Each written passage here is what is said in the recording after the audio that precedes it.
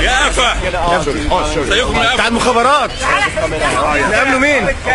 نقابله احنا مش عارفين حاجه. انا بس عاوز اقول لك حاجه. يا I will show you man. يا ياسر يا رزق. فلوس ايه؟ انت فاكرنا زيك؟ ياسر يا رزق.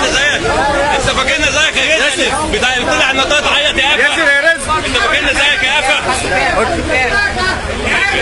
انت فاكرنا زيك يا خوان. معلش يا دكتور، معلش يا دكتور.